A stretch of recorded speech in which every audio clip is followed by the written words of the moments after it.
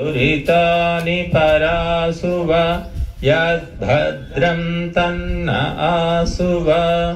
ॐ हिरण्यगर्भ समवर्तताग्रे भूतस्य जाता पतिरेकासि सदाधार पृथिवीं यामुदे मां कस्मै देवाय हविषा विधेम।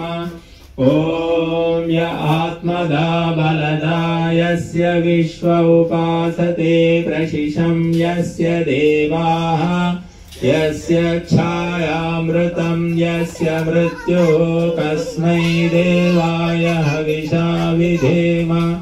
ॐ यः प्राणतो निमिषतो महित्वैकयिद्राजा जगतो बभूव य ईशे अस्य द्विपदश्चतुष्पदः कस्मै देवाय हविषा विधेम।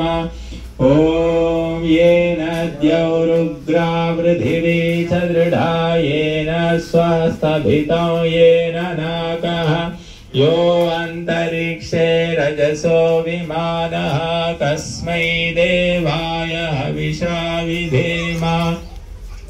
ॐ प्रजापतेन त्वदेतान्यन्यो विश्वा जातानि परिता बभूव यत्कामास्ते दुःमस्तन्नो अस्तु वयं स्याम पतयोरयीणाम्।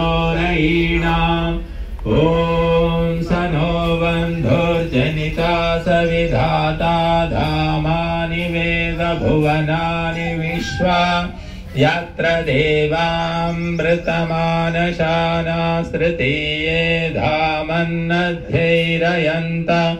ॐ अग्नेनय सुपधाराये अस्मान् विश्वानि देववयुनानि विद्वान् युयोध्यस्मज्जुराणमेनो भूयिष्ठान्ते नम उक्तिं विधेम।